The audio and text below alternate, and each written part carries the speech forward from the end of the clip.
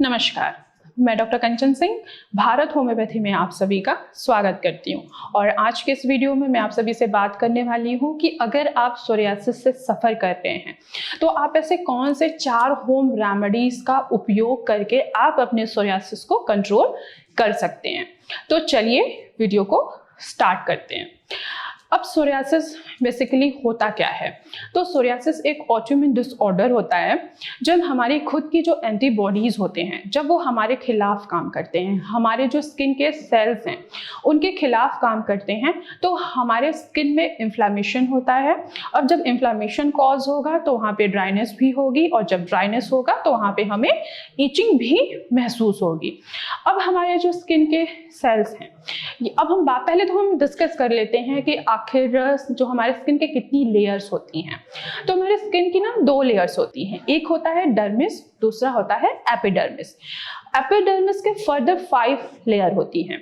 जो सबसे नीचे वाला लेयर होता है वो 1 महीने में एक बार ही आता है, लेकिन जब हमारे खुद की जो एंटीबॉडीज़ हैं जब उनके ऊपर अटैक कर देते हैं हमारे हेल्दी स्किन सेल्स पे, तो यही जो स्किन है जो 1 महीने में इसको ग्रोथ होनी चाहिए वो आपका हफ्ते हफ्ते में रीग्रोथ होना स्टार्ट हो जाता है।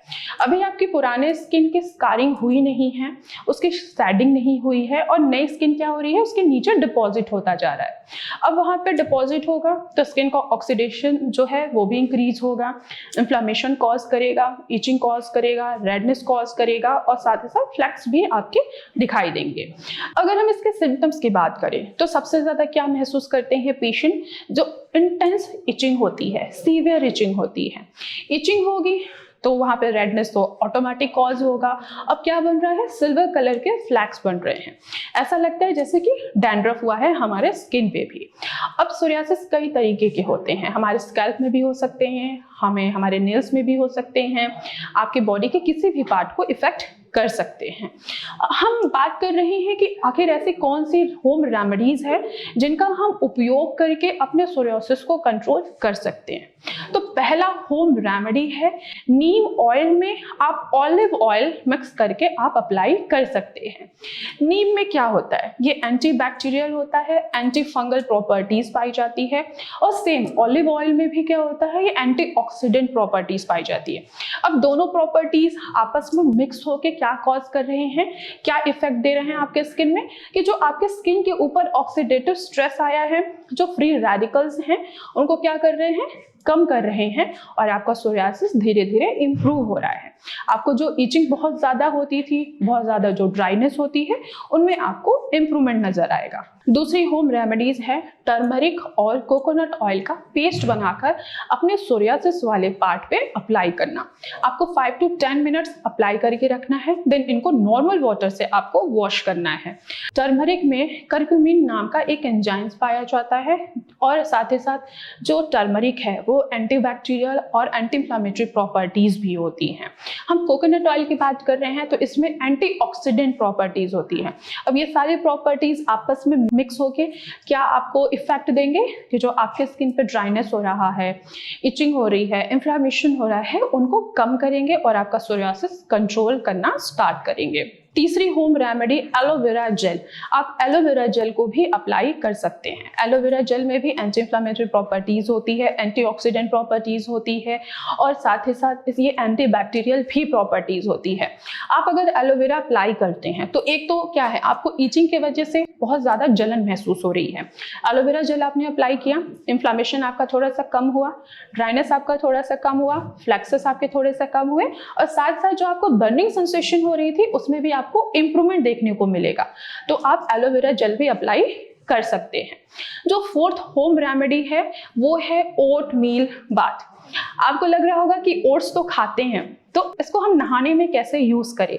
तो आप प्लेन ओट्स लेकर आइए, मार्केट में बिना फ्लेवर का आता है, बिल्कुल प्लेन आता है।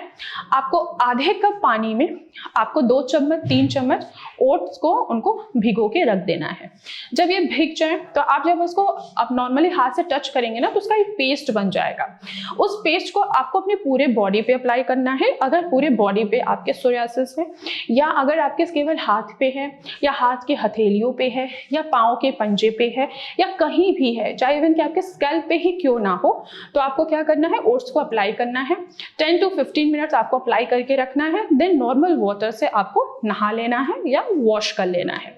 आप अपने शरीर के अंदर चेंजेस देखेंगे कि इन्फ्लामेशन आपका कम हुआ है, इचिंग आपकी कम हुई और आपका साथ ही साथ ड्राइनेस भी कम हुआ।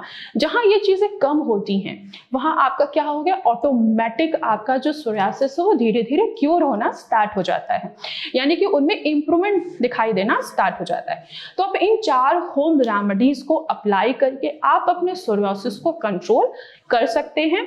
इसके अलावा आपको स्ट्रेस बिल्कुल नहीं लेना है। अगर आप स्ट्रेस लेंगे तो आपकी प्रॉपर नींद डिस्टर्ब होगी। आपकी जब नींद डिस्टर्ब होगी तो आपकी बॉडी के जितने भी हॉर्मोन्स हैं वो भी डिस्टर्ब होंगे। तो आपको स्ट्रेस नहीं लेना है, आपको योगा करना है, आपको मेडिटेशन करना है और साथ ही साथ आपको अपनी डाइट भी फॉलो करनी है।